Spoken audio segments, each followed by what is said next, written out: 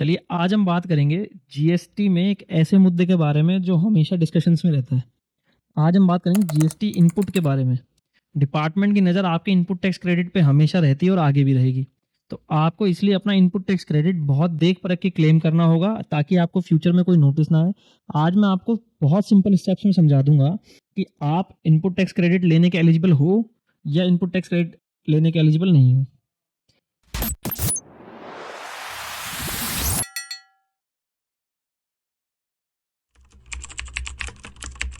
अभी हम दो सिनेरियो लेते हैं। एक पार्टी है ए और एक पार्टी है बी। ठीक है। और अब ए हमारा कौन है, परचेजर है, और बी हमारा कौन है, सेलर है। बी ने ए को माल बेचा, मान लेते हैं 1000 रुपए में माल बेचा। 18% इनकी आइटम का रेट था, तो 180 रुपए टैक्स के हो गए। टोटल कितने हुए, 1180। अब जो ए पेमेंट करेगा बी को, वो कितना करेगा, 1180 करेगा। 1180 जब वो बी को पेमेंट करेगा तो इसका बायफिकेशन देखिए कि 1000 रुपए उसने किसके पेमेंट करे, आइटम के। 180 उसने किस चीज के पेमेंट करे, टैक्स के। तो टोटल उसने इस तरीके से 1180 रुपए बी को पेमेंट कर दिए। अब हम दूसरी जगह देखते हैं कि जब ये ए ने माल खरीदा तो जाहिर सी बात है किसी को बेचेगा आगे। मान लीजिए सी को बेचा इसने। सी कौन था, एंड यूजर था। सी एंड यूजर था। अब सी को ये माल क्या करना है, यूज करना है, कंज्यूम करना है, या कुछ भी मान लेते हैं। अब सी ने ये माल खरीदा, सी को इसने माल कितने में बेचा, 1500 रुपए में।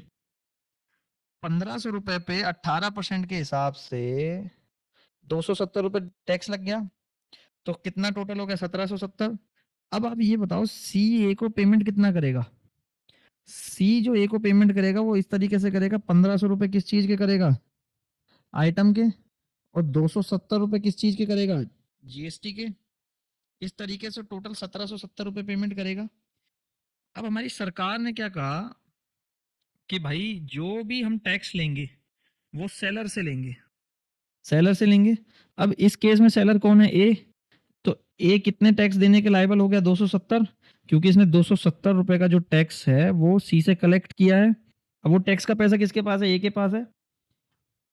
अब 270 रुपए का टैक्स ए देगा, और जो ए ने बी को पेमेंट करी थी उसमें आपको ध्यान है ये 180 रुपए इसने टैक्स का पेमेंट किया था, और 180 रुपए ये ऑलरेडी टैक्स दे चुका है। तो ए ने सरकार से पूछा भाई मैं इतना टैक्स क्यों दूं।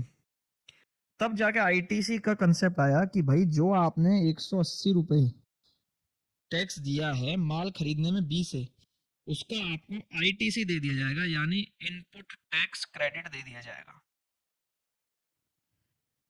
अब इनपुट टैक्स क्रेडिट इसके वैलेट होता है। अभी आप एक मान लीजिए कि जीएसटी में आपका इलेक्ट्रॉनिक वैलेट है, उसमें आपका अमाउंट ये ऐड कर दिया जाएगा। जब भी आप अपनी रिटर्न भरेंगे तो ये अमाउंट आपके जीएसटी वॉलेट में ऐड कर दिया जाएगा। अब ये 270 रुपए, अब इसकी कैलकुलेशन कैसे होगी देखते हैं। देखिए अब हम ए का सिनेरियो पकड़ के चलते हैं। जो 270 रुपए का टैक्स इसने सी से कलेक्ट किया और 180 रुपए का टैक्स दिया, तो ये इसमें से माइनस हो जाएगा, और टैक्स कितना बैठेगा, 90 रुपए। यानी 180 रुपए का जो पेमेंट होगा वो तो इसके ई वैलेट से हो जाएगा जो जीएसटी पे है इसके पास, और जो 270 रुपए का पेमेंट इसको करना था उसमें से 180 रुपए लेस होके 90 रुपए का जो पेमेंट है वो इसको बैंक से करना पड़ेगा। अब आप ध्यान दीजिए कि जीएसटी जब आया था तो इसको वैल्यू एडिड टैक्स बोला जाता था, कि आपने प्रोडक्ट में जितनी भी वैल्यू ऐड करी है उतना आपको टैक्स देना है, उतने के ऊपर। अब आप देखिए इसने 1000 रुपए का आइटम खरीदा था और बेचा कितने का है, 500 रुपए का, 1500 रुपए का। अब इसने कितनी वैल्यू ऐड करी है, इसमें 500 रुपए की वैल्यू ऐड करी है। 500 रुपए का जो इनका जीएसटी आइटम का रेट है वो 18% है, तो 18% अगर आप निकाल लोगे तो एनी हाउ 90 रुपए ही आएगा। तो जो इसका प्रॉफिट था, यानी जो जीएसटी लगा वो किस पे लगा, ओनली प्रॉफिट पे। ओनली प्रॉफिट पे जीएसटी दिया जाता है, ये आप सबको पता है। तो ये एक एग्जांपल था कि भाई जो जीएसटी दिया जाएगा वो ओनली प्रॉफिट पे दिया जाएगा। ठीक है। अब जो बी है वो उसने कितने का माल बेचा, 1000 रुपए का, प्लस 180 जीएसटी। लेकिन ये भी तो कहीं से माल बनाने के लिए रॉ मटेरियल लेके आया होगा, ऐसे ही ये वहां भी जीएसटी दे के आया होगा जिस पार्टी से लेके आया है। तो उसका आईटीसी इसे भी मिल जाएगा, और जो इसकी 180 रुपए इसने कलेक्ट किए थे टैक्स के ए से, तो ये 180 रुपए इसको सरकार को पे करने हैं। इस 180 रुपए में से जो ये आईटीसी लेके आया है वो माइनस कर लेंगे फिगर, और जो इसकी फिगर आएगी वो खाली इसको बैंक से डिपॉजिट करानी पड़ेगी। तो इस तरीके से कास्केडिंग जो इफेक्ट है वो गवर्नमेंट ने खत्म किया, ताकि आपको आईटीसी की स्मूथ वर्किंग हो सके। अब आप एक चीज देखो कि जब भी, अब सरकार आईटीसी के पीछे इतना क्यों पड़ी रहती है? मान लीजिए कि आपने कोई भी आईटीसी, अब जो बी का सिनेरियो लेते हैं, अब जो रॉ मटेरियल लेके आया उसका आईटीसी तो ये मिल जाएगा इसको। लेकिन मान लो बी ने घूमने के लिए अपनी फैमिली के लिए एक कार खरीदी, अब उस कार का इसने आईटीसी ले लिया, जबकि ये कार क्या है, बिजनेस के लिए नहीं है, तो इसका आईटीसी इसको मिलना नहीं चाहिए, लेकिन इसने उसका आईटीसी भी ले लिया। और जो इसकी आउटपुट लाइबिलिटी बनी, जो इसको टैक्स देना था जिस पे माल इसने बेचा लोगों से और टैक्स कलेक्ट किया, वो टैक्स कलेक्ट करके इसको गवर्नमेंट को देना था। लेकिन गवर्नमेंट को अभी से सपोज करते हैं कि इसकी आउटपुट लाइबिलिटी 1000 रुपये बन रही थी, 1000 रुपये का टैक्स इसको देना था, और इसने जो आईटीसी क्लेम किया वो रॉ मटेरियल का आईटीसी था 600 रुपए का, और कार का जो आईटीसी था वो 400 रुपए का था। अब कार का आईटीसी इसको मिलना नहीं चाहिए था, लेकिन इसने ले लिया, तो टोटल इसने 1000 रुपए का आईटीसी ले लिया। इसको टैक्स कितना पे करना पड़ा? 0। लेकिन सरकार ये कह रही है कि कार का तो आई आप कार का तो जीएसटी आप ले ही नहीं सकते, तो आपको यहाँ पे जो आपकी 1000 रुपए आउटवर्ड लाइबिलिटी है, तो आपको आईटीसी 600 रुपए का दिया जाएगा, तो जो 400 रुपए हैं वो आपको अपने बैंक से डिपॉजिट कराने पड़ेंगे। तो गवर्नमेंट का तो 400 रुपए का नुकसान हो गया ना, रेवेन्यू लॉस हो गया अगर आपने कार का आईटीसी ले लिया तो। इसलिए गवर्नमेंट आपको आईटीसी देना नहीं चाहती और बिजनेसमैन आईटीसी लेना चाहता है। अब मैं आपको है ना कुछ कंडीशन बता देता हूँ, जो बेसिक कंडीशन है एक्ट में लिखी हुई है कि आपको आईटीसी कब दिया जाना चाहिए, कब आपको लेना चाहिए, कब नहीं लेना चाहिए। चलिए देखते हैं।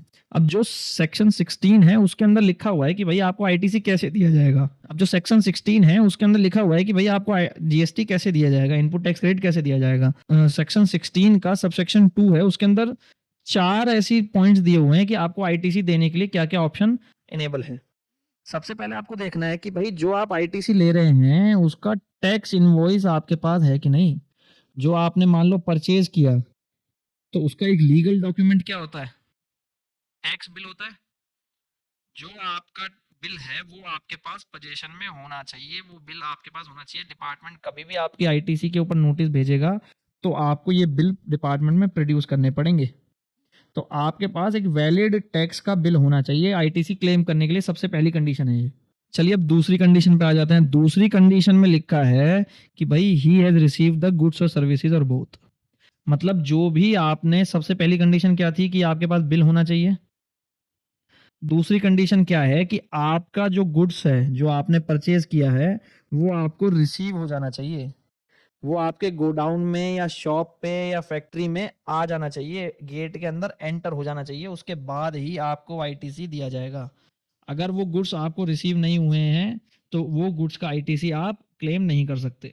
अब तीसरे ऑप्शन पे चलते हैं। अब तीसरा जो ऑप्शन है अपने पास, तीसरी जो एलिजिबिलिटी कंडीशन है वो ये कहती है कि भाई जो टैक्स पार्टी ने, जिससे आप माल खरीद के लेके आ रहे हैं, उस पार्टी ने जो आपका टैक्स बन रहा है वो गवर्नमेंट को पेड हो जाना चाहिए, या तो कैश में यानी बैंक से जो मैं अभी आपको बता रहा था, या फिर आईटीसी के थ्रू, जो भी उसके पास आईटीसी पड़ा है उसके थ्रू।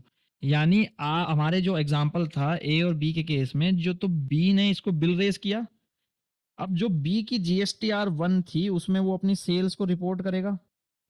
अब गवर्नमेंट ये कह रही है कि बी ने जो बिल बनाया उस बिल का आईटीसी आप तभी ले पाएंगे जब बी इस बिल का टैक्स गवर्नमेंट को पे कर देगा, यानी GSTR 1 में इस बिल को शो कर देगा और GSTR 3B में भी इसका टैक्स पे कर देगा। जीएसटी पोर्टल पे ये फैसिलिटी आ चुकी है कि आप ये देख सकते हैं कि आपके सप्लायर ने GSTR 1 किस डेट में फाइल करी और GSTR 3B किस डेट में फाइल करी। अगर उनमें कोई डिले है तो उससे आप बात कर सकते हैं अपने सप्लायर से। अब जो चौथी कंडीशन है वो ये कहती है कि भाई उसने अपनी रिटर्न सेक्शन 39 के अकॉर्डिंग फाइल कर दी हो, यानी जो GSTR 1 फाइल करने की डेट है वो 11th ऑफ नेक्स्ट मंथ है। और जो GSTR3B फाइल करने की डेट है वो 20th ऑफ नेक्स्ट मंथ है। तो जो सामने सप्लायर है जिससे आप माल खरीद के लेके आए हैं, उसने अपनी GSTR1 और 3B टाइम पे फाइल कर दी हो सेक्शन 39 के अकॉर्डिंग, तभी आपको आईटीसी दिया जाएगा। अदरवाइज आईटीसी नहीं मिलेगा आपको। तो जब भी आप आईटीसी क्लेम करें तो आप इन 4 कंडीशंस को जरूर देख लें। ये बेसिक कंडीशन है, अगर आपने इन कंडीशंस को फुलफिल नहीं किया तो आपका आईटीसी डिसअलाउड है। डिपार्टमेंट कभी भी आपको नोटिस भेज के डिटेल्स मंगा सकता है, और अगर आपका आईटीसी डिसअलाउड पाया गया तो आप पे पेनल्टी और इंटरेस्ट दोनों लगा सकता है। ऐसे ही और कंटेंट के लिए हमें फॉलो कीजिए। आगे जीएसटी से रिलेटेड हम काफ़ी सारी डिटेल्स चैनल पे डालते रहेंगे। मिलते हैं नेक्स्ट वीडियो में।